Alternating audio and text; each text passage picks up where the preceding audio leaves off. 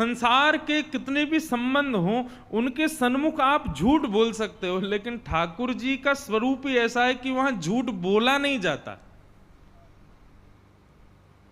व्यक्ति के अंदर कितने अवगुण हैं या व्यक्ति कैसा है ये केवल दो ही लोग जानते हैं, या तो भगवान जानते हैं या वो खुद जानता है, तीसरा कोई नहीं जानता।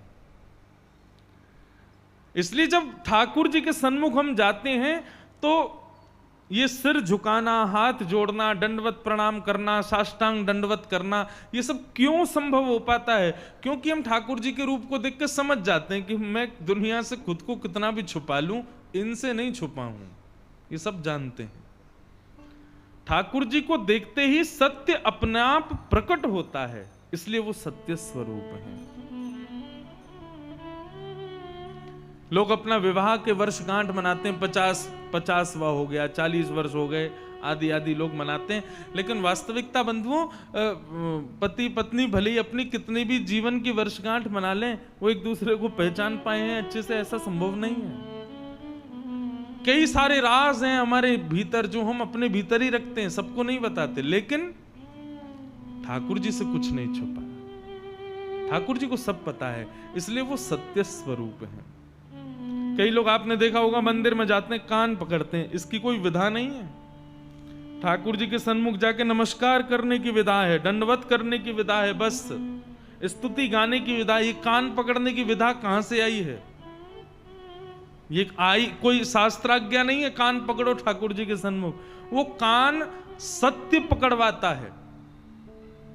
बाहर तो मैं बहुत अच्छा बना घूमता हूं, सबसे छुपाता डोलता हूं कि मेरे भीतर उसके प्रति ईर्ष्या है, उस वस्तु के प्रति लोभ है, उस व्यक्ति के प्रति मोह है। लेकिन ठाकुर जी आपको तो सब पता है मैं कैसा हूं, कितने पानी में हूं, आपको सब पता है। इसलिए ठाकुर जी के सामने जाकर के हम स्वतः कान अपने आप पकड़ लेते हैं, ठाकुर जी क्षमा करना, दुनिया के सामने हम कैसे भी हों आपको लेकिन सब पता है मैं कैसा हूं।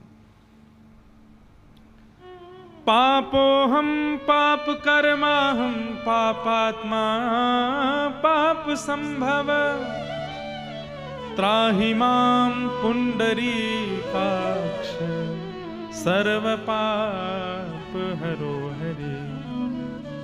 कई मंदिरों में आरती के बाद में इस श्लोक को गाया जाता है। पापो हम, मैं पापी हूं, पाप कर्मा हम, मेरे कर्म में केवल मैं पाप ही करता हूं, पापात्मा पाप संभव, मेरी आत्मा भी पाप से पूर्ण युक्त है और संभवतः अभी भी कहीं से पाप ही करके आया हूं और आपके दर्शन करके कहीं पाप करने ही जा रहा हूं। हे नाथ त्राहि माम, मेरी रक्षा करो भगवान, सर्व पाप हरो हरि, सारे पापों को हरण करो। ठाकुर जी के सन्मुख अपने सत्य को प्रकट करना, यही ठाकुर जी के सत्य स्वरूप का परिलक्षण है। मैं अपनी कथा में कहा करता हूं कि हमारे वृंदावन बिहारी लाल वंशी ही क्यों बजाते हैं और कोई संगीत का साज क्यों नहीं बजाते? क्योंकि वंशी में कुछ ऐसे गुण हैं, गुण नहीं कहूंगा, हैं तो वो गुण ही, लेकिन यदि हम लोगों में वो गुण हो ना तो वो दुर्गुण जैसे दिखेंगे। जैसे वंशी कैसी होती है? वंशी पोली होती है, वंशी में छिद्र होते हैं। ये अपने पोलेपन को, अपने छिद्रों को कभी छुपाती नहीं है, ठाकुर जी के सामने प्रस्तुत कर देती है। प्रभु मैं ऐसी हूं, मुझ में इतने छिद्र हैं, मुझ में इतना पोलापन है। ठाकुर जी कहते हैं तू वास्तविकता में है, जैसी है वैसी स्वयं को प्रकट करती है, इसलिए तेरा स्थान मेरे अधर पर है। व्यक्ति जब स्वयं को बदल देता है ना, स्वयं को छुपाता है, ठाकुर जी के सामने अपने आप को छिपा करके प्रस्तुत करता है, तो ठाकुर जी को प्रिय नहीं लगता। सत्य स्वरूप है वो, तुम जैसे हो वैसे ठाकुर जी के सन्मुख चले जाओ, वैसा स्वयं को प्रस्तुत कर दो। प्रहलाद जी के लिए जब भगवान नृसिंह प्रकट हुए तो प्रहलाद जी वहां कहते हैं, प्रभु मैं तो आपके स्पर्श के योग्य भी नहीं हूं। क्यों? एक राक्षस का बेटा हूं, आपके स्पर्श के योग्य भी नहीं हूं, आपके सन्मुख खड़े होने योग्य भी नहीं हूं, आपकी स्तुति गाने योग्य भी नहीं हूं। परंतु फिर भी मैं गा रहा हूं। क्यों गा रहा हूं? क्योंकि मुझे पता है आप कृपालु हो, आप दयानिधि हो। तो बात केवल इतनी सी है बंधुओं, अपने सत्य को प्रकट करो, क्योंकि ठाकुर जी सत्य स्वरूप हैं। सूरदास जी महाराज कहते हैं, कौन कुटिल खल कामी मौसम, कौन कुटिल खल कामी।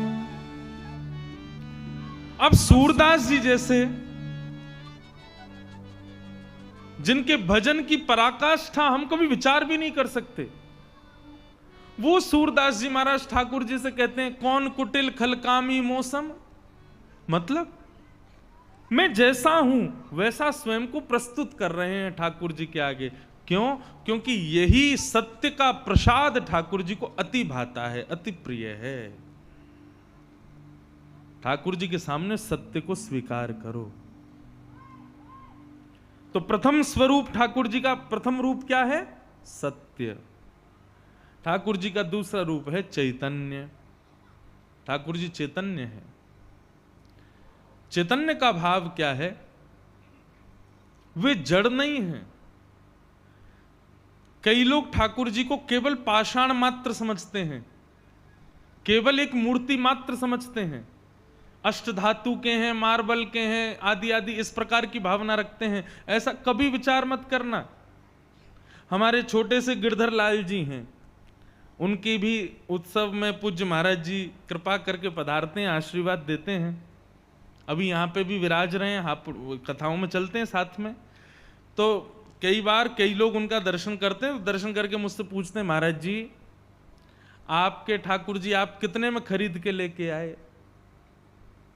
जब कोई मुझसे पूछता है कि मेरे ठाकुर जी कितने के खरीदे, तो फिर मैं कहता हूं आपने अपना बालक कितने का खरीदा? नहीं महाराज जी बालक खरीदते थोड़ी, वो तो हमारा है। तो मैंने वैसे ठाकुर जी भी हमारे हैं। मीराबाई से किसी ने कहा, तो मीराबाई कहती हैं, कोई कहे महंगो कोई कहे सस्तो, कोई कहे महंगो कोई कहे सस्तो, कोई कहे महंगो कोई कहे सस्तो, पर ये तो आवत प्रेम के मोल रे, ये तो आवत प्रेम के मोल रे। मैंने लियो री गोविंदा मोल रे, मैंने लियो री गोविंदा मोल रे, ये तो आवत प्रेम के मोल रे, ये तो आवत प्रेम के मोल रे। मैंने लियो री गोविंदा मोल रे, मैंने लियो री गोविंदा मोल रे। ओ माई री मैंने लियो री गोविंदा मोल रे, मैंने लियो री गोविंदा मोल रे, मैंने लियो री गोविंदा मोल रे। ओ मैंने लियो री गोविंदा मोल रे, मैंने लियो री गोविंदा। मीराबाई का प्रत्युत्तर बहुत अच्छा था। कोई कहे महंगो कोई कहे सस्तो, पर मीराबाई कहती हैं ये ना महंगे हैं ना सस्ते हैं, तो फिर कैसे खरीदे? बोले ये तो आवत प्रेम के मोल रे। मोल भी क्यों बताया? बोले तुम्हारी दृष्टि में ये पाषाण ही हैं, तुम्हारी दृष्टि में ये धातु ही हैं, इसलिए भी कुछ मोल बताना है, तो फिर प्रेम के मोल आए हैं। हमारे प्रेम से रीच करके ठाकुर जी आ गए। ठाकुर जी के प्रति कभी पाषाण दृष्टि मत रखना। ठाकुर जी को कभी मूर्ति कहकर के संबोधित मत करना। ठाकुर जी परम चैतन्य हैं। बंधुओं, जब तक हम ठाकुर जी की सेवा में ठाकुर जी को परम चैतन्य नहीं मानते ना, तब तक सेवा में अपराध ही होता है हमसे। अब लड्डू गोपाल हैं, एक हाथ में मक्खन है, दूसरा भुजा नीचे है, 2 घुटने नीचे, अब लोग उनकी सेवा कर रहे हैं। अगर पाषाण मान करके करेंगे ना तो फिर इतनी शीतकाल में भी ठंडे जल से ही नहला देंगे उनको। ये तो मूर्ति है, इनको कहाँ सर्दी गर्मी लगती है, और इतनी सर्दी में भी उनको गोटे वाले चुभने वाले कपड़े पहना देंगे। लेकिन यदि आप भाव रखोगे ये परम चैतन्य हैं, ये परम ठाकुर जी हैं, तो फिर आपको विचार होगा, अरे नहीं, ठंडे जल से नहीं, गर्म जल ठाकुर जी को उससे उष्ण जल से स्नान कराओ, ठाकुर जी को अभी गोटे वाले वस्त्र नहीं, अभी थोड़े से मखमली वस्त्र, थोड़े गर्म वस्त्र पहनाओ, ठाकुर जी के लिए हीटर लगाओ। अभी हमारे ठाकुर जी को अभी 6 बजे सिगड़ी आएगी, हमारे ठाकुर जी के कोयला जला के उनके सन्मुख रखे जाते हैं। सुबह सुबह जब मंगला होती है तब भी सिगड़ी रखी जाती है। ये सब कब प्रकट होता है भाव? जब आप ठाकुर जी के प्रति पूर्ण चैतन्य भाव रखते हो। जब तक हम उनको मूर्ति मानते हैं ना, तब तक हमको यही लगता है कि इनको ना सर्दी लग रही है, ना गर्मी लग रही है, ना कोई और भाव, और इन सब भावों की वजह से कोई ना कोई अपराध हमसे बनता ही रहता है। वे परम चैतन्य है। अच्छा, ये तो रही बात पाषाणों की, लेकिन वास्तविकता बंधुओं, हम सबके भीतर भी वही चैतन्य परमात्मा है। इसीलिए हम किसी के भाई कहला रहे हैं, किसी के बंधु कहलाते हैं, किसी के पुत्र कहलाते हैं, किसी के मित्र कहलाते हैं।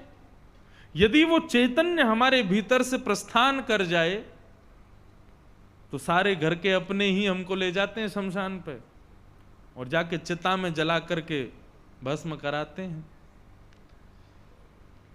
हम भाई को भाई क्यों कह रहे हैं? क्योंकि वो चल रहा है, फिर रहा है, बोल रहा है, सब क्रियाएं कर रहा है, लेकिन ये सब क्रिया उससे करवा कौन रहा है? उसके चित्त में बैठे चैतन्य।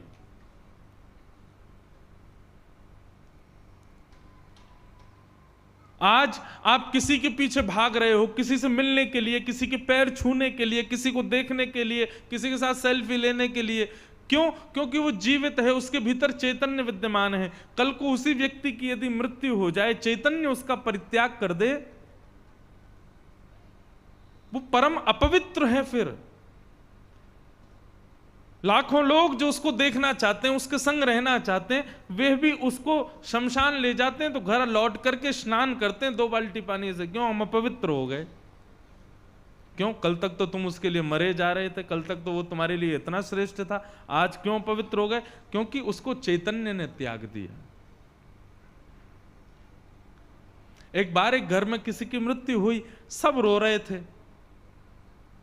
सहज है, जिस जिसका जो जो संबंध, वो सब रो रहे थे। बहन रो रही थी, मेरा भाई चला गया, माता पिता रो रहे थे, हमारा बेटा चला गया, बच्चे रो रहे थे, हमारे पिताजी चले गए, पत्नी रो रही थी, मेरा पति चला गया, मित्र रो रहे थे, हमारा सखा चला गया। तभी एक निर्वैर संत वहां से गुजर रहे थे, उन्होंने रुदन सुना तो भीतर जाके पूछा, तुम लोग क्यों रो रहे हो? छोटे छोटे बच्चे बोले, हमारे पिताजी चले गए, बहन बोली मेरा भाई चला गया, माता पिता बोले मेरा बेटा चला गया, आदि आदि सब बोलने लगे। कहां चला गया? संत ने कहा, कहां चला गया? बोले हमें छोड़ के चला गया। कैसा दिखता था? लंबे लंबे बाल थे, बड़ी बड़ी आंखें थीं, ऐसी नाक थी, ऐसा मुख था, इतना बड़ा शरीर था।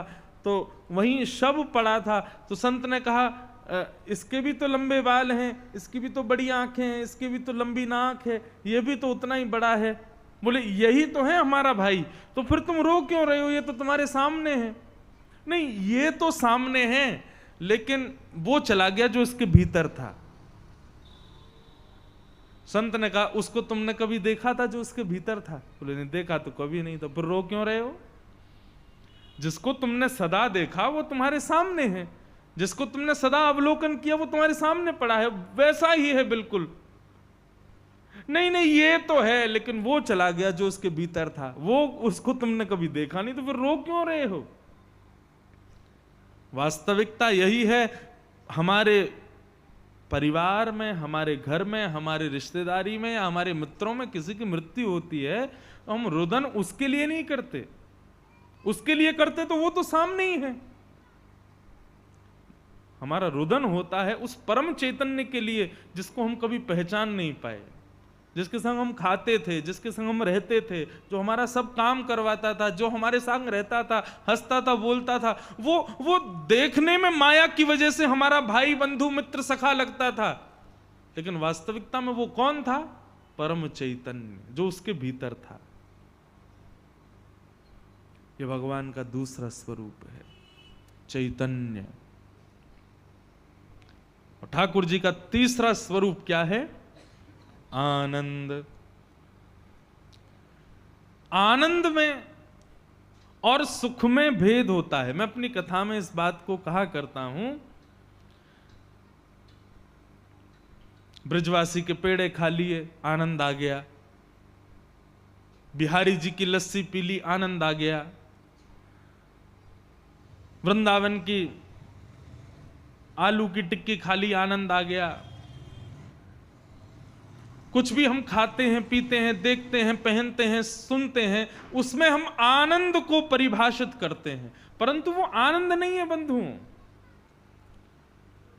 वो सुख है। आनंद एक अलग वस्तु है। आनंद और सुख में भेद क्या है? आनंद और सुख में भेद केवल इतना समझो, बहुत ध्यान से सुनिएगा।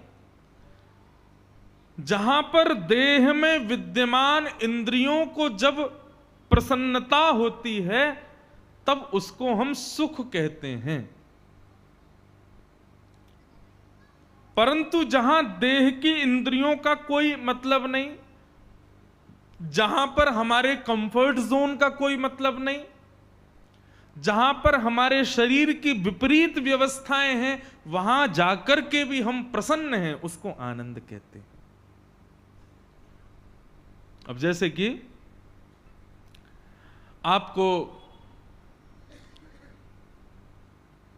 बढ़िया एक होटल में रूम दे दिया जाए, 1-1.5 लाख रुपए रात का रूम हो, और हमारे कोई व्यक्ति आपको वहां ले जाएं, ले जा करके आपको वो रूम दे दें, सारी फैसिलिटीज हैं वहां पर, खाने के लिए भोजन है, पीने के लिए जूस है, सोने के लिए बिस्तर है, देखने के लिए बढ़िया दृश्य है, टीवी है, इंटरनेट है, सब कुछ है, सारी फैसिलिटीज हैं आपके लिए। ऐसे कमरे में आपको बंद कर दिया जाए और चाबी लेकर के वापस कोई व्यक्ति चला जाए और कहे अब भाई जीवन भर इसी कमरे में रहो, और जीवन भर तो बहुत लंबी बात हो गई, 1 हफ्ता इसी में रहो, तो होगा क्या? मजबूरन आप 1 हफ्ता गुजार तो लोगे, लेकिन 2 या 3 दिन बाद उस कमरे के भीतर जितने भी सुख हैं वो धीरे धीरे कम होने लग जाएंगे। धीरे धीरे उन सबका उपभोग करते करते करते करते वो प्रथम दिन जितना आनंद आएगा, दूसरे दिन उतना नहीं आएगा, दूसरे दिन जितना आएगा, तीसरे दिन और कम हो जाएगा, चौथे दिन और कम हो जाएगा। संसार की जो वस्तुएं हैं उनका अति भोग करने पर धीरे धीरे उस वस्तु का सुख कम होता चला जाता है। परंतु ये तो रही सुख की बात। अब आओ कथा की बात में। प्रथम दिन जितना आनंद आएगा उससे दुगुना आनंद कल आएगा, उससे तिगुना आनंद परसों आएगा, उससे चौगुना आनंद अगले दिन आएगा, उससे और गुना आनंद उसके अगले दिन आएगा। अंतिम दिन तो ये होगा कि आप लोग महाराज जी के हाथ पांव जोड़ेंगे, महाराज जी फिर से कथा करवाओ, अभी ये कथा विश्राम मत करवाओ, और थोड़ी इसकी अवधि बढ़ा दो, 7 दिन कम है महाराज जी, अगली बार 15-20 दिन की कथा रखो, 1-आध महीने का सत्संग रखो। ये आनंद है। आनंदाम बुद्धिवर्धनम प्रतिपदम। मुझे रसगुल्ला बड़ा पसंद था महाराज जी। एक जमाने में अमेरिका गया पहली बार, तो वहां मैं बताता हूं इसको कभी कभी उदाहरण के रूप में। तो वहां के लोगों ने यहां पे हमारे यहां फोन करके पूछा महाराज जी को क्या पसंद है खाने में। अब रोटी सब्जी दाल चावल तो बताए नहीं, ये बोले कि महाराज जी को रसगुल्ला और ढोकला बड़ा पसंद है। तो वहां के बेचारे सीधे लोग होते हैं, विदेशी लोग जो विदेश में भारतीय रहते हैं ना, बड़े सीधे होते हैं। उनको लगा महाराज जी रोटी सब्जी नहीं खाते, ढोकला रसगुल्ला से ही पेट भरते हैं। अब मैं जहां जाऊं, जैसे जाऊं, वो भोजन कुछ देवे ही नहीं, ढोकला। बिल्कुल वास्तविकता है महाराज जी, ये ढोकला रसगुल्ला से ही शुरुआत होवे। स्थिति ये हो गई, जिस रसगुल्ला से मुझे बड़ा प्रेम था, 7 दिन खा खा करके स्थिति ये हो गई कि अब मुझे कोई रसगुल्ला का नाम भी बोलता था ना तो मेरा हृदय उच्चाटित होता था। मैंने कहा बोलो मत, सुनाई नहीं देना चाहिए, कोई सफेद वस्तु दिखनी नहीं चाहिए दूर दूर तक। क्यों? क्योंकि अति भोग में सुख कम होता चला जाता है। परंतु ठाकुर जी के संकीर्तन, ठाकुर जी का दर्शन, ठाकुर जी की कथा, उसमें जितना प्रवेश करो, जितना आगे जाओ, जितना ज्यादा श्रवण करो, उतना ही आनंद बढ़ता है। बस यही भेद है सुख में और आनंद में। जिसका अति उपभोग उसकी सरसता को खत्म कर देता हो, उसकी सुंदरता को नष्ट कर देता हो, उससे मिलने वाली प्रसन्नता को छीण कर देता हो, वो सांसारिक सुख है। परंतु जिसका उपभोग आनंद को और वर्धित करता हो, वो ठाकुर जी हो सकते हैं। बिहारी जी का एक बार का दर्शन संतोष नहीं देता, बार बार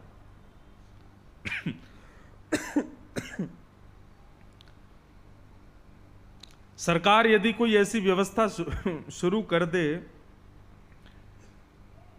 कि एनसीआर के लोग, हापुड़ के लोग एक बढ़िया कोई ऐसी कोई व्यवस्था शुरू कर दे कि वो हर तीसरे दिन में वृंदावन पहुंच जाएंगे 15-20 मिनट में, तो महाराज इतनी भीड़ लग जानी है लोगों की। क्यों? क्योंकि ठाकुर जी का दर्शन, ठाकुर जी का श्रवण, ठाकुर जी की कथा का अवलोकन ये सुख नहीं देता, ये आनंद देता है। और जो लोग कुर्सी पे बैठे उनके लिए नहीं कहूंगा, लेकिन जो लोग नीचे बैठे हैं, सुख आसन में बैठे हैं, मेरुदंड सीधा करके बैठे हैं, पीछे कोई सपोर्ट नहीं है, नीचे फर्श पर बैठे हैं, फर्श पर कोई गद्दे लगे, ऐसा नहीं, साधारण कालीन बिछी है, ऐसी स्थिति में आप बैठे हो, यदि अभी आपको कोई दर्पण दे, कोई शीशा दे और कहे अपना मुख देखो, तो आप लोगों का चेहरा जो है ना, ये सुख का प्रतीक नहीं कर रहा है, ये आनंद को प्रकट कर रहा है। आनंद में, सुख में यही भेद है। जिसका उपभोग प्रसन्नता को क्षीण करता चला जाए वो सुख है, और जिसका उपयोग प्रसन्नता को वर्धित करता रहे वही आनंद है। और ये बात आप लिख लीजिएगा, आनंद ठाकुर जी के सम्मिलित वस्तुओं में ही प्राप्त होता है, अन्यत्र कहीं नहीं हो सकता। तो भगवान के 3 स्वरूप हैं, सच्चिदानंद रूपाय, सत्य, चैतन्य और आनंद। ये ठाकुर जी के 3 रूप हैं। 3 कर्म हैं, विश्वोत्पत्त्यादि हेतवे, विश्व की उत्पत्ति करना, विश्व का पालन करना और विश्व का संहार करना। ये 3 भगवान के काम हैं। 3 गुण हैं, तापत्रय विनाशाय। 3 प्रकार के ताप होते हैं, ताप बोलते हैं कष्टों को, आदि दैविक, आदि भौतिक, आध्यात्मिक। ठाकुर जी की शरण में जाने वाले को, ठाकुर जी के चरणाश्रित होने वाले को ऐसा नहीं है कि कष्ट नहीं आता, कष्ट तो आता है, लेकिन कष्ट का अनुभव उतना नहीं होता। मीराबाई के जीवन में भी खूब कष्ट आए, सूरदास, नरसिंह मेहता आदि कितने भक्त हैं, सबके प्रसंग हम लोग सुनेंगे 7 दिनों में। कष्ट सबके जीवन में आए हैं, लेकिन ठाकुर जी के आश्रित होने की वजह से कष्ट तो आया, लेकिन कष्ट का अनुभव नहीं हुआ, कष्ट उतना प्रभावशाली नहीं हुआ। एक प्रकार से ऐसा समझ लो कि बहुत तेज बारिश हो रही है और आपके पास छाता है, तो छाता लेकर के आप उस बारिश में चल रहे हो, बारिश तो गिर रही है, बारिश से उठने वाली बौछार आपके शरीर का स्पर्श भी कर रही है, लेकिन छतरी होने की वजह से, छाता होने की वजह से आप भीग नहीं रहे हो। ठीक उसी प्रकार दुखों की वर्षा तो हो रही है, लेकिन भक्ति रूपी छतरी आपके पास है, इसलिए उसकी बौछार तो आ रही है, वो थोड़ी बहुत आपको चारों तरफ से घेर तो रहे हैं कष्ट, वो दुख, लेकिन छतरी होने की वजह से, भक्ति होने की वजह से, ठाकुर जी का आश्रय होने की वजह से आप उस दुख में भीग नहीं रहे हो, उस दुख में गीले हो नहीं रहे हो।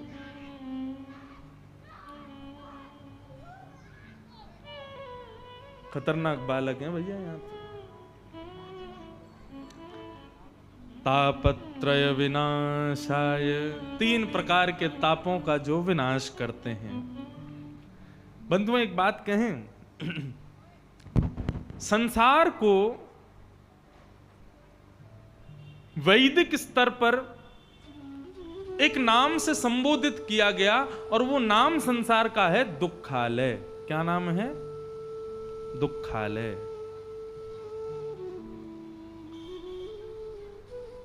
जहां पर पुस्तकें बहुत सारी होती हैं उसको क्या कहते हैं? और जहां पे भोजन किया जाता है उसको क्या कहते हैं? जहां पे कार्य किए जाते हैं, जहां पे विद्या प्राप्त की जाती, और जहां पे दुख भोगे जाते, तो वहां सुख कैसे मिलेगा?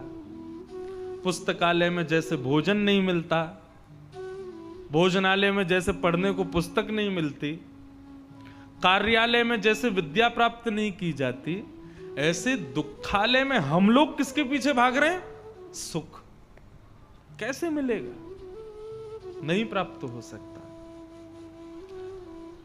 और सुख जीवन में आता भी है तो पता कैसे आता है? जब भयंकर गर्मी पड़ती है तो भयंकर गर्मी लू में कभी कभी ठंडी हवा स्पर्श कर जाती है तो हृदय बड़ा आनंदित हो जाता है। अब गर्मी की बात अभी करूंगा तो समझ नहीं आएगा, अभी की बात सुनो तो जैसे अभी ठंड और बढ़ेगी, 10 दिन बाद खूब सुंदर कोहरा पड़ेगा, बढ़िया तेज ठंडी साए साए हवा चलेगी, और उस बीच में यदि कहीं पर हीटर चल रहा हो या कहीं पर कोई आग ताप रहा हो, उसकी थोड़ी सी ताप आपका स्पर्श कर लेती है राह में चलती हुई, तो वो थोड़ी सी ताप आपको बड़ी अच्छी लगती है ना। बस ठीक उसी प्रकार इस जीवन में भी सुख ऐसे ही आता है, केवल स्पर्श मात्र। व्यक्ति का जीवन कैसा है? कुली के जैसा है। कुली को बहुत सारा भार दे दो, एक कंधे पर लेकर के चलेगा, और थोड़ी दूर चलते चलते जब उसका एक कंधा थक जाता है तो उसी को उठा के दूसरे कंधे पर रख लेता है, थोड़ी दूर जाके फिर उसी को सिर पर रख लेता है, फिर से वही कंधे पर। ऐसा ही हमारा जीवन है। एक सुख हमारा खत्म, एक दुख हमारा बिल्कुल समाप्त होता है, सारा रजिस्टर बंद कर देते हैं, बस ये सिस्टम अब खत्म। अब हम लोग इस दुख से बच गए, इतने में पता चलता है दूसरा सामने से आ रहा है दौड़ता हुआ, और फिर उससे लड़ो, उससे जूझो। ऐसा हमारा जीवन है। परंतु गोस्वामी तुलसीदास जी महाराज कहते हैं, दीन कहे धनवान सुखी, धनवान कहे सुख राजा को भारी, राजा कहे महाराजा सुखी, महाराजा कहे सुख इंद्र को भारी, इंद्र कहे चतुरानन को सुख, और ब्रह्म कहे सुख विष्णु को भारी। पर तुलसीदास विचार कहे, हरि भजन बिना सब जीव दुखारे। जिनके जीवन में हरिस्मरण नहीं है, जिनके जीवन में सत्संग नहीं है, जिनके जीवन में ऐसे संतों का संग नहीं है, वास्तव में जीवन में वही दुखी हैं। जिनको परम ठाकुर जी का सत्संग प्राप्त है, हरि का भजन प्राप्त है, वो जीवन में दुख सहते हुए भी प्रसन्न रहते हैं, आनंद में रहते हैं, खुश रहते हैं। हरि का भजन करो, हरि है हमारा, हरि का भजन करो, हरि है हमारा,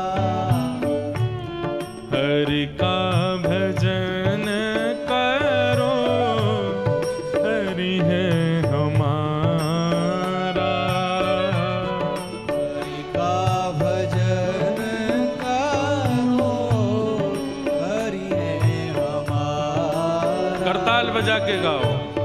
हरि का भजन करो, हरि है हमारा।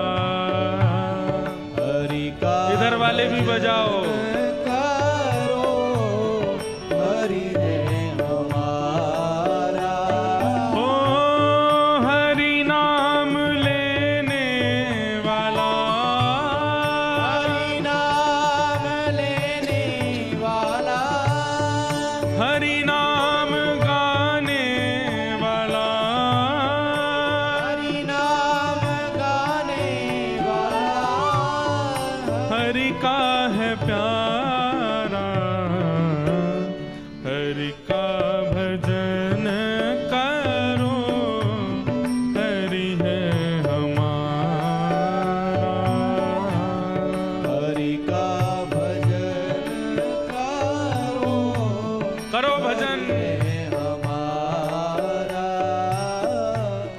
हरि का भजन करो, हरि है हमारा। हरि का भजन करो, हरि है हमारा। श्री वृंदावन बिहारी लाल की जय हो।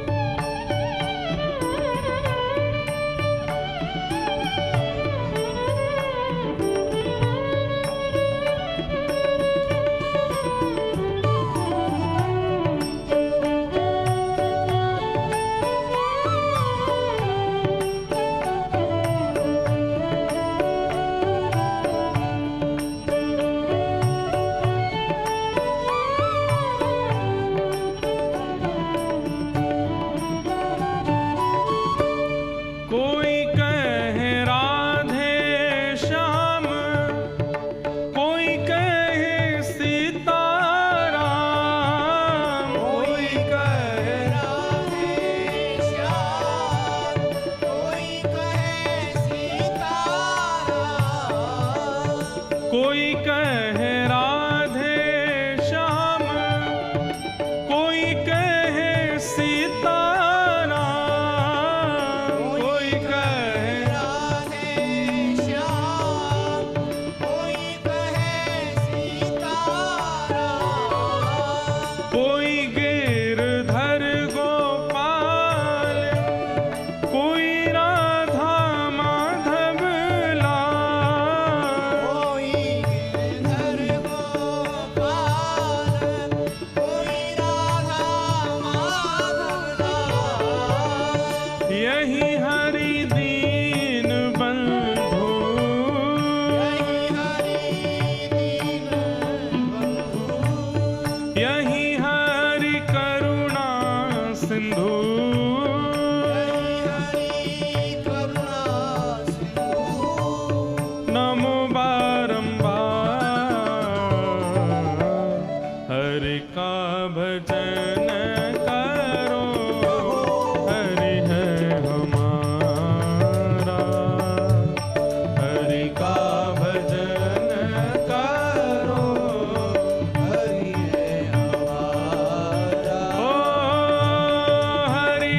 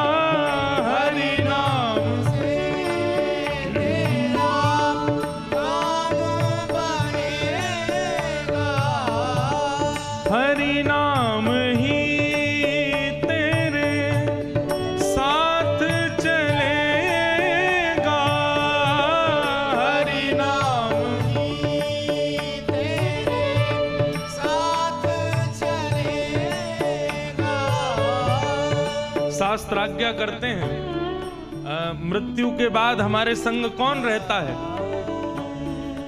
माँ भी छोड़ देती हैं, पत्नी भी छोड़ देती, बच्चे भी छोड़ देते हैं, सारे घर परिवार के लोग सब रह जाते हैं यहीं पर। तो मृत्यु के बाद हम किसके साथ रहते हैं? शास्त्र आज्ञा करते हैं धनानि भूमौ पशवश्च गौष्ठे भार्या गृहे द्वारि जन श्मशाने देहश्चितायां परलोक मार्गे धर्मानुगो गच्छति जीवैकः। धनानि भूमौ, हमने जितना धन कमाया सब या तो बैंक में रह जाएगा, या अलमारी में रहेगा, लॉकर में रह जाएगा, या कहीं गाड़ दिया होगा तो वहां रह जाएगा, संग नहीं जाएगा। जितनी गाड़ियां खरीदी बड़ी बड़ी महंगी महंगी, सब अपनी गराज में खड़ी रहेंगी। आप कहोगे महाराज जी दोनों नॉन लिविंग थिंग हैं, पत्नी साथ जाएगी, उससे तो हमने 7 जन्म साथ रहने का हमने वचन लिया था जब फेरे लिए थे। उसने कहा था 7 जन्म तक संग रहेगी वो मेरे, वो जाएगी। भार्या गृहे द्वारी, घर के द्वार तक जाएगी, उसके आगे नहीं जाती। आप कहोगे अच्छा पत्नी तो फिर भी 26-27 साल की उम्र में आई थी, लेकिन घर के परिवार के लोग ये तो बचपन से संग में थे, मेरे भाई बंधु ये तो संग में जाएंगे। हाँ बचपन से तुम्हारे साथ थे तो ये लोग भी शमशान तक जाएंगे बस। आप कहोगे महाराज जी देह मेरे साथ में जाएगा, ये 9 महीने मेरे साथ में था मातृ गर्भ में, इसी ने मेरा साथ दिया था वहां पर, ये मेरे संग जाएगा। देहश्चितायाम, चिता में जल करके भस्म हो जाएगा। आगे गया कौन फिर? आपकी आत्मा के साथ में, आपके उस आत्म स्वरूप के साथ में आगे की यात्रा करी किसने? जितना नाम जप करोगे, जितना हरिस्मरण करोगे, जितना भजन करोगे, जितना श्री राधा रमन लाल जी का नाम गाओगे, जितना प्रभु का नाम स्मरण करोगे, जितना धर्म करोगे, धर्मानुगो गच्छति जीव एक। ठाकुर जी कहते हैं नाम जप हम लोग क्यों करते हैं, भगवत नाम गुणानुवाद हम लोग क्यों गाते हैं? ताकि ठाकुर जी हमको मिल जाएं। अधिक नाम गाने से ठाकुर जी ना भी मिले तो नाम जप क्यों करते हैं? ताकि मुक्ति प्राप्त हो जाए, वैकुंठ मिल जाए। वह भी संभव ना हो, लेकिन नाम जप की एक श्रेष्ठता मैं आपको बता दूं। ठाकुर जी का निरंतर भगवत स्मरण करने से, निरंतर स्मरण करने से एक प्रभाव होता है कि जब हमारा अंतिम समय समीप आता है और उस समय यदि हम रुग्ण हो गए, हमें कोई रोग लग गया, यदि हम ठाकुर जी का नाम नहीं गा पा रहे, किसी स्थिति के कारण भगवत स्मरण नहीं कर पा रहे, लेकिन जीवन भर खूब नाम स्मरण किया, तो उसका प्रभाव ये होता है कि अंतिम काल में ठाकुर जी हमारा स्मरण कर लेते हैं। मेरा सुमिरन हरि करे, मैं पावा विश्राम। ठाकुर जी हमारा स्मरण कर लेते हैं। जीवन भर कथा गाई मैंने, जीवन भर नाम जप किया मैंने, लेकिन यदि अंतिम समय में भगवत कृपा नहीं हो पाई, किसी कारण से नहीं भगवत नाम गा पाया, तो मुझे घबराने की जरूरत नहीं है। मेरे जीवन भर का नाम प्रभाव, मेरे जीवन भर की गाई हुई कथा, सुनी गई कथा, सत्संग किया हुआ, इन सब का प्रभाव ये होगा कि अंतिम काल में श्री राधा रमन जी मेरा स्मरण कर लेंगे। और एक बात कहूं, हम ठाकुर जी को याद इसीलिए करते हैं ताकि इतना याद करें, इतना याद करें कि कभी उनको हमारी याद आ जाए, उनको हमारी स्मृति आ जाए, उनको हमारा स्मरण हो जाए। कल्याण के लिए ये जरूरी नहीं है कि मुझे ठाकुर जी मिलें, कल्याण के लिए ये जरूरी नहीं कि मैं उनके लीला में प्रवेश कर जाऊं। कल्याण के लिए केवल इतना ही जरूरी है कि ठाकुर जी को पता चल जाए कि कोई इंद्रेश नाम का मेरा भक्त भी है, कोई इंद्रेश नाम का एक वैष्णव, उनको केवल ये पता चल जाए, हम उसी में निहाल हो जाएंगे। हमको उसी में ही आनंद है कि उनको पता चल गया कि उनका कोई एक वैष्णव भक्त है। हरि नाम ही तेरे साथ चलेगा, हरि नाम ही तेरे साथ चलेगा, हरि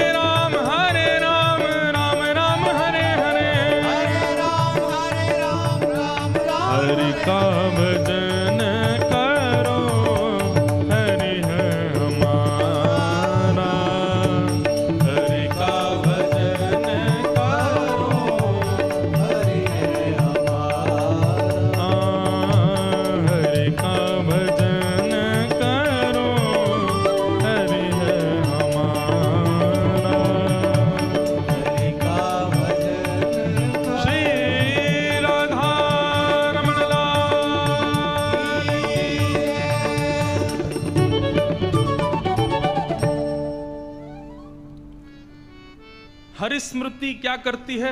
तापत्रय विनाशाय। 3 प्रकार के जो हमारे ताप हैं, उन तापों को विनाश करते हैं।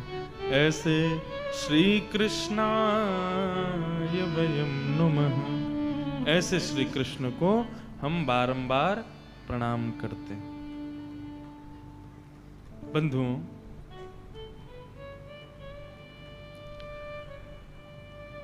ठाकुर जी से कभी ये प्रार्थना नहीं करना कि ठाकुर जी हमारे दुख दूर हो जाएं।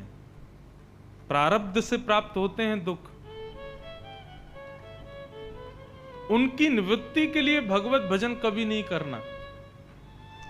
बल्कि हमारी प्रार्थना तो ऐसी होनी चाहिए कि हे नाथ, हमारे जितने छोटे मोटे बड़े बड़े जितने भी दुख होते हैं ना, पूर्व किए हुए प्रारब्धों से जो आपको प्राप्त होने, वो तो नाम जप से नष्ट हो जाते हैं।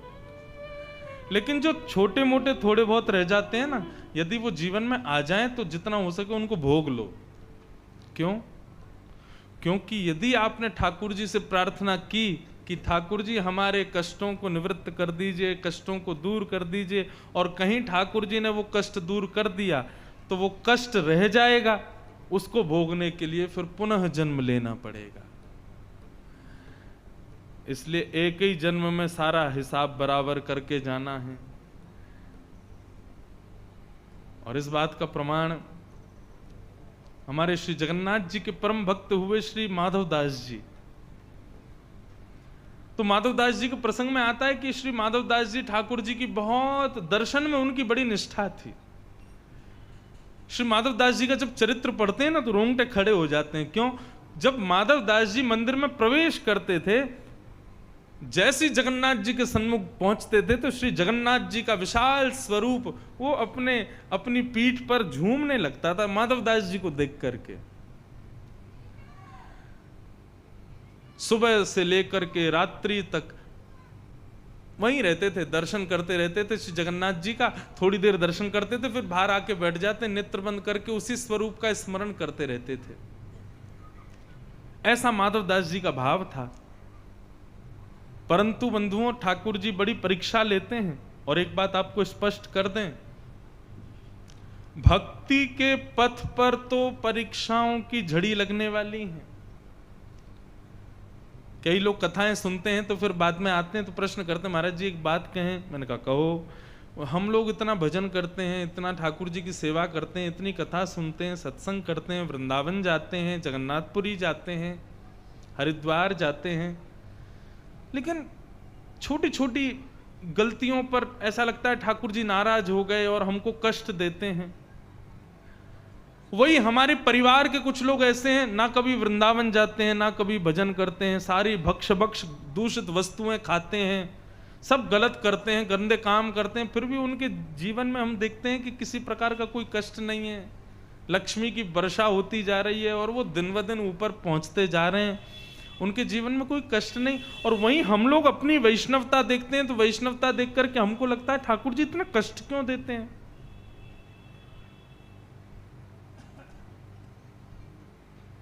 बंधुओं देखो, 2 बातें समझना। पहली बात, जो व्यक्ति फर्श पर लेटा है वो व्यक्ति कितनी भी करवटें बदले गिरेगा नहीं, क्योंकि पहले ही गिरा हुआ है। लेकिन जो व्यक्ति बेड पर लेटा है, यदि करवट लेगा तो गिर जाएगा। क्यों? उसका स्थान ऊंचा है। जो बच्चा क्लास में फेल ही होता रहता है, यदि अब की बार भी फेल हो जाए तो टीचर क्या कहते हैं? कुछ नहीं कहते, बोले तू तो फेल ही होता है, ले अपनी मार्कशीट लेके जा। लेकिन जो बच्चा हमेशा पास होता है, यदि वो फेल हो जाए तो टीचर क्या करता है? डंडी निकालता है, बोले तेरे से उम्मीद नहीं थी, तू फेल कैसे हो गया, और उसकी फिर पिटाई होती है। ऐसे ही भक्त और दूषित लोगों में अंतर है। जो दूषित लोग हैं, मैंने साधारण भाषा में समझाया है, वो दूषित लोग कुछ भी करें, ठाकुर जी को कोई फर्क नहीं पड़ता। क्यों? पहले ही गिरे हुए हैं।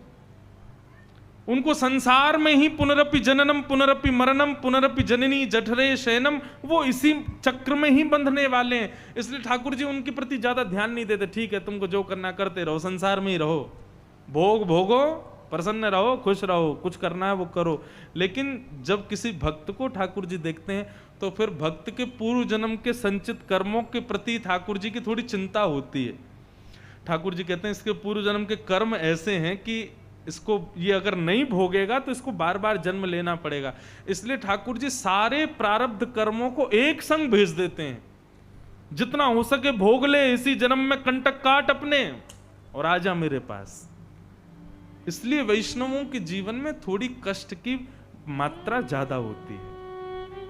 तो श्री माधवदास जी जो थे वो नित्य दर्शन करते थे ठाकुर जी का, लेकिन ठाकुर जी ने उनको पेट का एक रोग लगा दिया कि वो कुछ भी खाते तुरंत उनको जाना पड़ता शौच के लिए।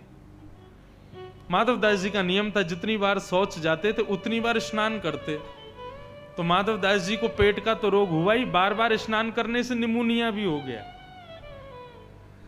अब तो और ज्यादा दर्शन से वंचित हो गए, शरीर में इतनी कमजोरी आ गई कि मंदिर में जा ही नहीं पा रहे। जल भी पीते हैं तो जल भी मानो पचता नहीं माधवदास जी को। माधवदास जी बोले अब मुझे मंदिर में नहीं जाना चाहिए क्योंकि बार बार मैं अपवित्र हो जाता हूं, हम मंदिर की मर्यादा क्यों भंग करें। तो श्री माधवदास जी समुद्र के किनारे लेट गए और समुद्र की लहर में ही पड़े रहते और बोले अब शायद हमारे प्राण निकलने वाले हैं, अब यहीं पर प्राण छोड़ दो। मलमूत्र आदि का त्याग कर देते, लेकिन इतनी भी स्थिति नहीं थी कि अपने मल को अपने हाथों से स्वच्छ कर सकें। जब इतनी स्थिति दैन्य हो गई श्री माधवदास जी की, जगन्नाथ जी प्रकट हो गए और प्रकट होकर के अपनी अंजलि में समुद्र का जल भर के लावें और माधवदास जी के ऊपर डालें, फिर जल भर के लावें, फिर डालें। माधवदास जी ने नेत्र खोल करके जब देखा तो श्याम स्वरूप, पीली पीतांबरी पहने हैं, स्वर्ण मुकुट विराजमान है, सुंदर अलकावलियां हैं, बड़े बड़े नेत्र, श्री जगन्नाथ जी ही उनकी सेवा कर रहे थे। माधवदास जी रुदन करने लगे, ठाकुर जी के चरणों में प्रणाम करते हुए कहने लगे भगवान आप क्या कर रहे हैं, मुझे कौन से नरक में भेजने की स्थिति कर रहे हो आप? आपकी सेवा भक्त करते हैं, आप भक्तों की सेवा कर उल्टी गंगा बहा रहे हो। ठाकुर जी बोले माधव क्यों, भक्ति मेरी सेवा करते हैं, मैं नहीं कर सकता, मुझे भी तो अधिकार है सेवा का, इसलिए मैं कर रहा हूं। हाँ बस 2 मिनट में। तो माधवदास जी ने बस फिर यही निवेदन किया कि ठाकुर जी आप कष्ट ही दूर कर दीजिए। तो ठाकुर जी ने कहा कष्ट दूर नहीं कर सकते माधव, क्योंकि कष्ट दूर किया तो भोगने के लिए तुमको पुनः जन्म लेना पड़ेगा, तुम भक्त हो इसलिए कष्ट तो भोग लो। तो इसलिए भैया तापत्रय विनाशाय, ठाकुर जी दुख दूर नहीं करते, दुख का अनुभूति नहीं होती, अनुभव नहीं होता, यही भाव विद्यमान है। आज इतने ही क्रम को हम श्रवण करते हैं और बाकी के क्रम अब कल श्रवण करेंगे 2 बजे से।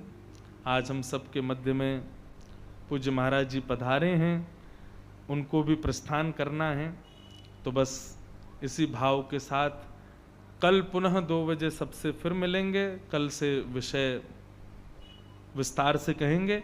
अभी महाराज जी का हम लोग सब उद्बोधन श्रवण करें, फिर भागवत जी की आरती होगी, तभी सब लोग प्रस्थान कीजिएगा।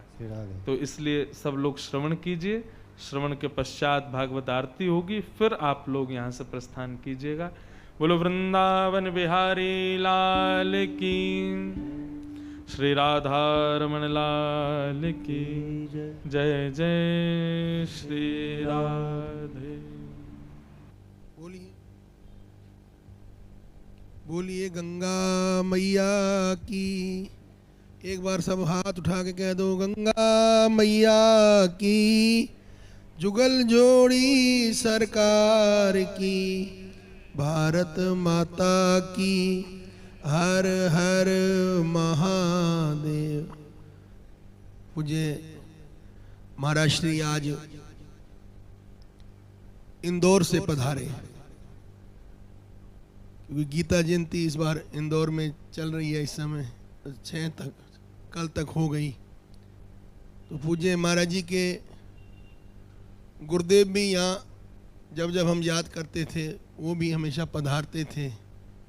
उसी ही परंपरा का निर्वाह करते हुए हमको बड़ा अच्छा लगा। आप इस क्षेत्र में सभी जानते हैं पूज्य छपकोली वाले महाराज जी को, स्वामी श्री ब्रह्मलीन स्वामी दिव्यानंद तीर्थ जी महाराज, उन्हीं की उस पावन पीठ का आज जो पावन निर्वाह कर रहे हैं पूज्य शंकराचार्य स्वामी श्री ज्ञानानंद जी तीर्थ जी महाराज। आपका मंदिर इसी क्षेत्र में 8-9 किलोमीटर है। यहाँ से आप देश के कोने कोने में जाके सनातन धर्म की ध्वजा की पताका को खूब अच्छे से फहराते हैं। आपने आज आके हमारा चित्त मन प्रसन्न किया। हम फिर आपके श्री चरणों में प्रार्थना करते हैं कि हम कभी फिर भी याद करें तो आप समय समय पर अपना पावन आशीर्वाद देने की सदा कृपा करें। अब उन्हीं के श्री चरण कमल में प्रार्थना है कि अपना पावन आशीर्वाद पूज्य महाराज श्री सबको दें। पूज्य महाराज जी।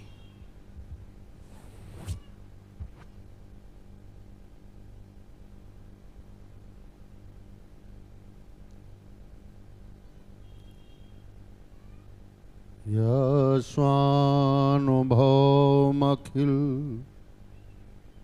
श्रुतिसारमेकं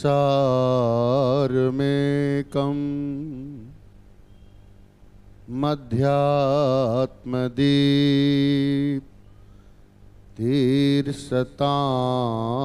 तमोन्धं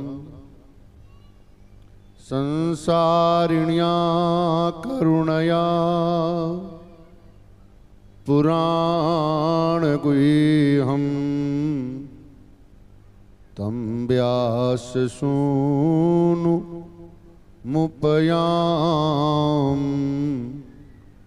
गुरुं मुनीनां।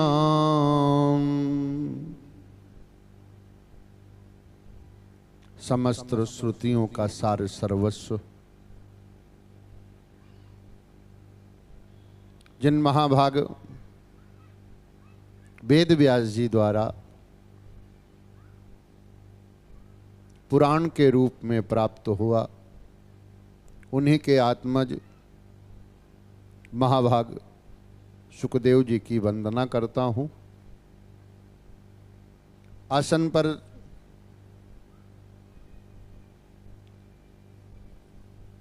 इंद्रेश जी महाराज, सम्मानीय डॉक्टर स्वामी जी,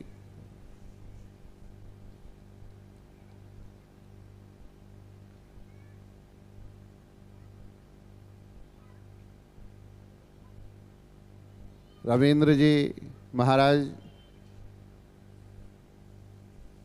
आयोजन समिति एवं सभी श्रद्धालु महानुभाव,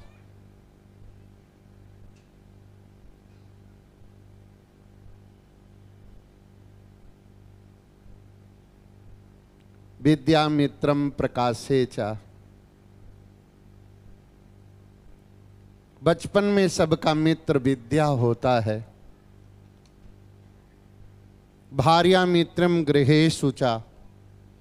गृहस्थी में पति पत्नी मित्र हों तो ये गृहस्थी सुव्यवस्थित रहती है। व्याधि औषधम मित्रम, व्याधि होने पर औषधि मित्र होता है।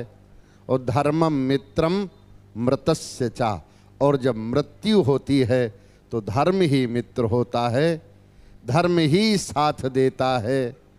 धर्म के अतिरिक्त मृत्यु होने पर कोई सहायक नहीं होता। इसलिए हमारे पुराण प्रेरणा देते हैं, तस्मात् धर्मम सहायार्थम यत्र कोपि न रक्षिताः। जहाँ हमारा कोई रक्षक नहीं होता वहाँ हमारी धर्म रक्षा करता है। इसलिए धर्माचरण करोगे तो धर्म आपकी रक्षा करेगा। महाभाग सुखदेव जी राजा परीक्षित से कहते हैं, राजन अत्र सर्गो विसर्गस्य स्थान पोषण मूर्तया मनवंतरे ईशानु कथा निरोधो मुक्ति आश्रया। पुराण के ये 10 लक्षण होते हैं। सबसे पहला लक्षण है सर्ग। सर्ग माने सृष्टि। लेकिन जब सृष्टि की वृद्धि नहीं हो रही थी, सर्ग के अंतर्गत भगवान नारायण की नाभि से कमल, कमल से ब्रह्मा जी, ब्रह्मा से सनकादिक मनीषी और उनके मानस पुत्र, किंतु इनके द्वारा सृष्टि की वो वृद्धि नहीं हो पाई। तब ब्रह्मा के शरीर के 2 भाग हो गए, आधे भाग से मनु और आधे भाग से शत्रुपा। तब ये द्विदल सृष्टि विसर्ग के रूप में बढ़ सकी। स्थान चाहिए उसके लिए, इसलिए भूगोल खगोल आदि उसके स्थान हुए।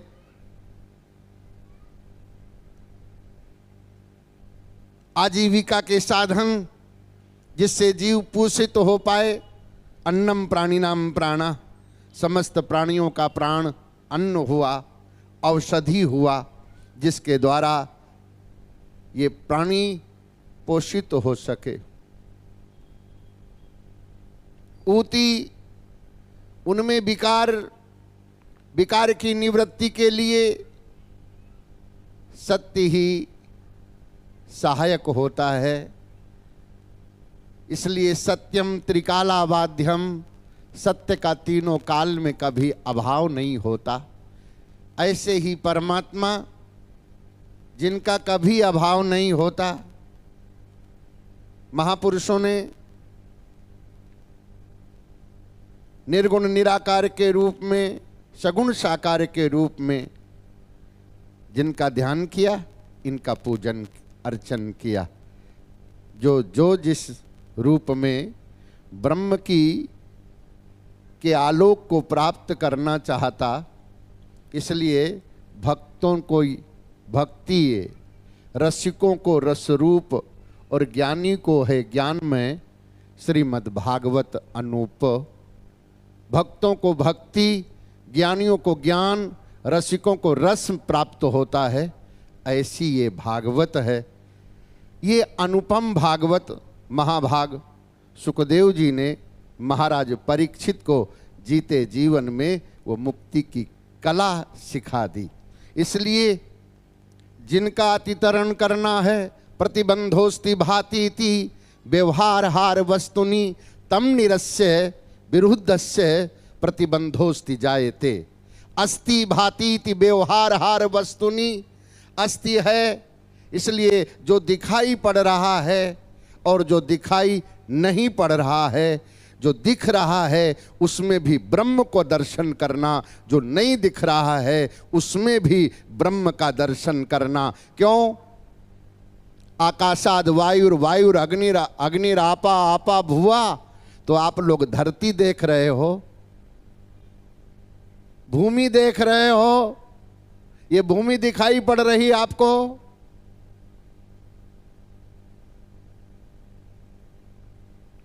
गगन दिखाई पड़ रहा, वायु का अनुभव कर रहे हो, अग्नि से यज्ञ और यजन और ग्रह के कार्यों को संपादित कर रहे हो, और जल के द्वारा वो पुनीतता और पवित्रता प्राप्त कर रहे हो। सूक्ष्म दृष्टि से देखोगे तो यही भगवान है। भा भूमि वा गा गगन वा वायु आ अग्नि ना नीर। इसलिए पंच तत्वों में तम प्रधान प्रकृते तद भोगाए स्वराज्ञया बियत पवन तेजो अंबु भूओ भूतानि जगगिरे हे सत्वांशैर पंचभिस्ते शाम क्रमाधिंदी पंचकम स्रोत त्वग आक्षी रसन घ्राण उपजायते हे रजोंशैर पंचभिस्ते शाम क्रमाति कर्मेन्द्रियाण तु वाक् पाणि पाद पायुपस्थ विधानानि जगगिरे हे ते सर्वै सहितै प्राणो वृत्तिरोधात् पंचधा प्राणापान समानश्च दान व्यानौ चते पुनः। ये सर्वष्टि बुद्धि कर्मेंद्री प्राण पंचकैर मनसा धिया शरीरम सप्तदश भी सूक्ष्मम तनलिंग मुच्यते है। इसलिए इस शरीर में ही वो ब्रह्म स्थित है। उस ब्रह्म का अनुभव करने के लिए हमारे शास्त्र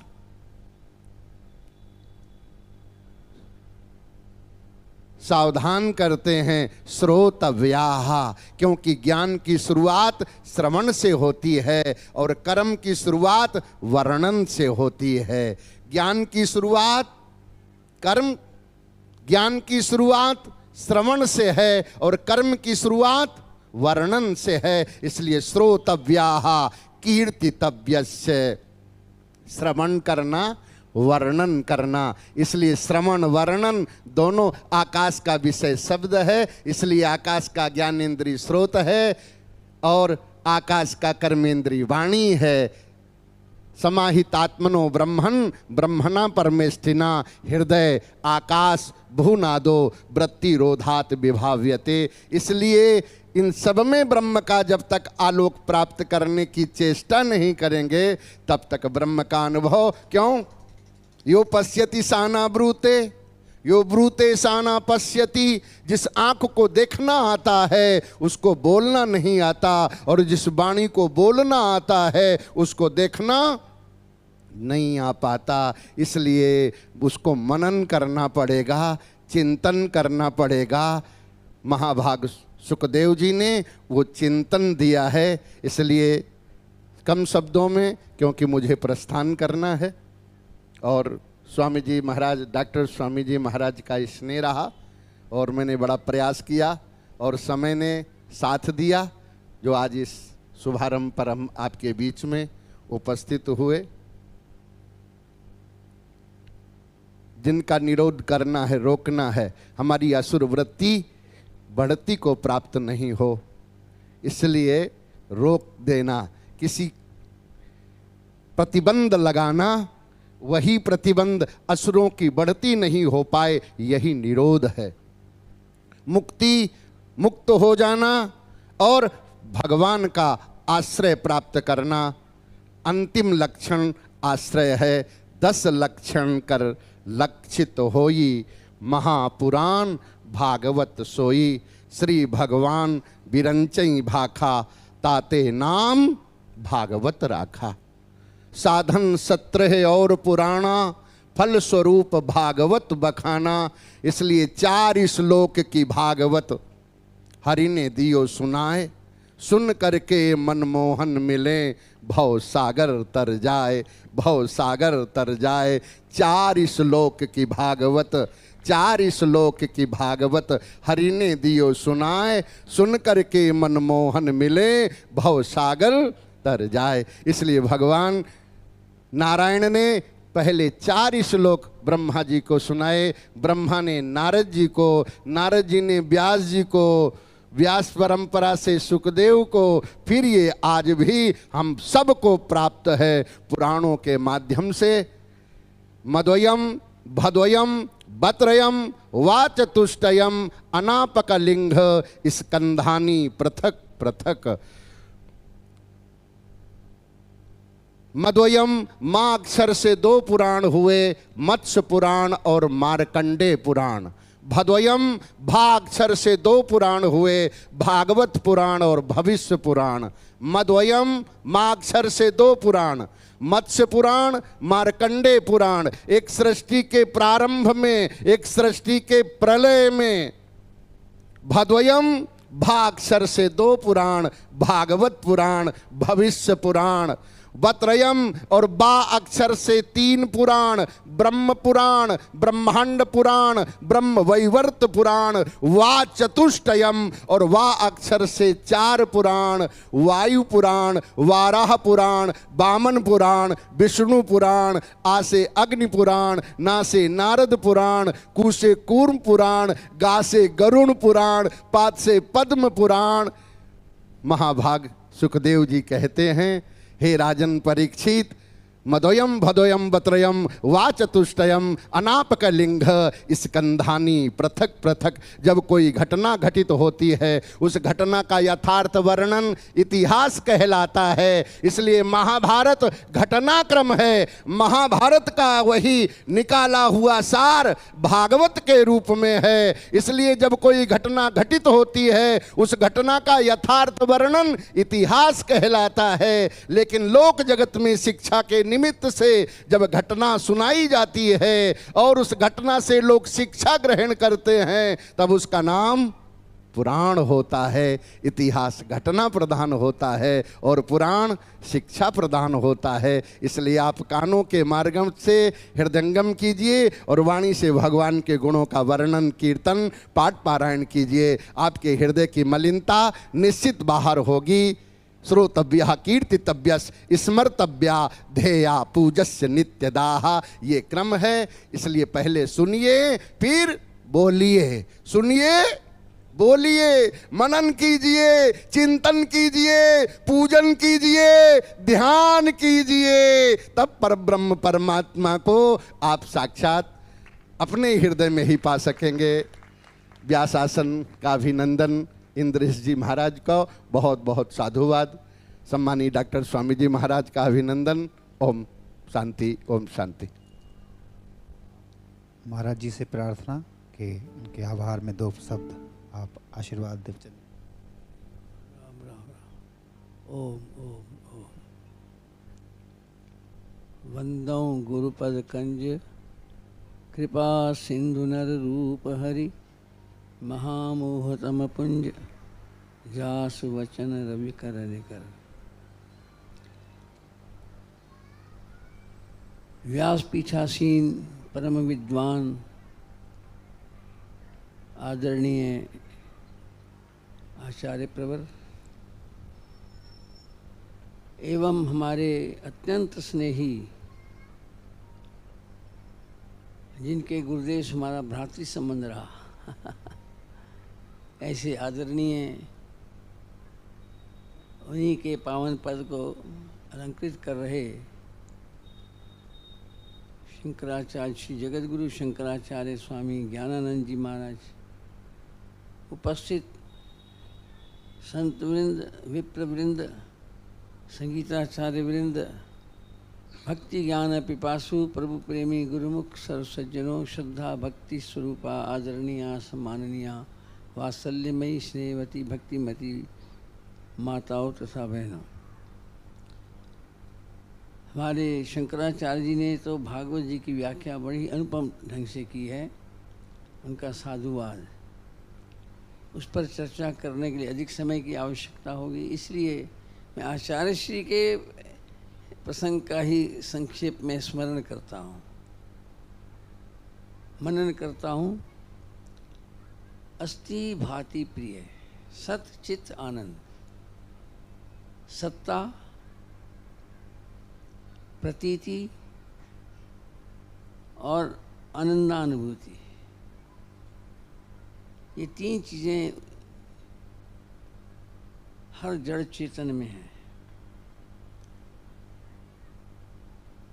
लेकिन सारा जगत उस ब्रह्म और प्रकृति के संयोग से बना है। जिन इन सब के बीच में ये है, कोई चीज़ हम ये नहीं कह सकते नहीं है, नहीं है। नहीं है में भी अस्थि का अनुभव होता है, व्याख्या करने में समय लगेगा। कोई चीज़ है तब तो कह रहे नहीं है, इसकी सत्ता को सिद्ध करता है। और है अस्थि फिर भांति प्रतीति होती है किसी न किसी रूप में, और उसके बाद ये प्रतीति में अस्थि में जो सद अंश है वो परमात्मा का, ब्रह्म का है। भांति में जो प्रतीति का अंश है वो चित अंश है। पहला सत अंश है, दूसरा चित अंश है। और फिर आनंद अंश, हर वस्तु में कुछ न कुछ सुख आनंद भरा पड़ा है। आप कहेंगे विष्ठा में तो नहीं है, अरे हम लोगों को नहीं महसूस होता, लेकिन उसी विष्ठा को घंटी तो बंद कर रखी थी, फिर कैसे बज जाती है?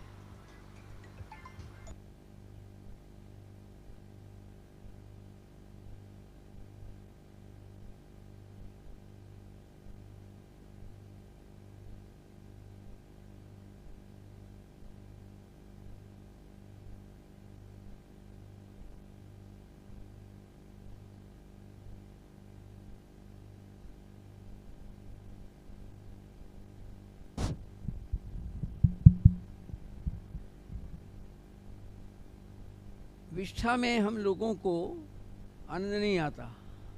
स्पर्श भी हो जाए, अपनी विष्ठा का भी स्पर्श हो तो हम अच्छा नहीं मानते। लेकिन एक शूकर से पूछो, उसको विष्ठा में ही आनंद आता है। तो किसी ना किसी के लिए हर वस्तु में आनंद भरा पड़ा है। वो आनंद अंश है, वो भी उस ब्रह्म तत्व का, सच्चिद आनंद अंश का वो अंश है। अस्ति भाति प्रिय, ये तीन अंश ब्रह्म के अंश हैं, और नाम रूप ये प्रकृति के अंश हैं। इसलिए अस्ति भाति प्रिय सदा बना रहता है, और नाम रूप परिवर्तित होते रहते हैं क्योंकि प्रकृति जन्य हैं।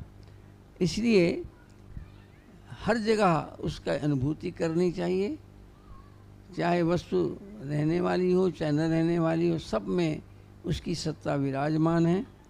ऐसे परमात्मा का रूप दर्शन, उनका प्रभाव हमको जानना चाहिए, और उस प्रभाव में मस्ती लेनी चाहिए। उसका मनन करते हुए उनके साथ अपने मन को जोड़ना चाहिए। सारी भागवत जी का लक्ष्य यही है, ये न ना पिपाए न मन कृष्ण निवेशे, यही भाव है। और अंत में उन्हीं की शरणागति, भागवत के अंत में वही आती है, प्रणामो दुख शमन स्तम नमामि हरिम परम। ऐसे परमात्मा के चरणों में प्रणाम करते हैं, और वचनों का पालन किया। गुंजाइश तो नहीं थी बोलने की, मैं इन्हीं शब्दों के साथ सभी महापुरुषों के चरणों में व्यासपीठ को प्रणाम करता हुआ अपनी वाणी को विराम देता हूँ। सर्वे भवन्तु सुखिनः, सर्वे सन्तु निरामयाः, सर्वे भद्राणि पश्यन्तु मा कश्चित् दुःखभाग् भवेत्। ओम शांति शांति शांति। श्री राम जय जय राम, श्री राम जय जय राम, श्री राम जय राम। धर्म की अधर्म का प्राणियों में भाव न हो, विश्व का श्रीमद् भागवत भगवान की, श्री बांके बिहारी लाल की, श्री सद्गुरुदेव भगवान की, जुगल जोड़ी सरकार की, वेदव्यास जी महाराज की, श्री सुखदेव जी भगवान की, सब संतन हरि भक्तन की। हर हर महादेव।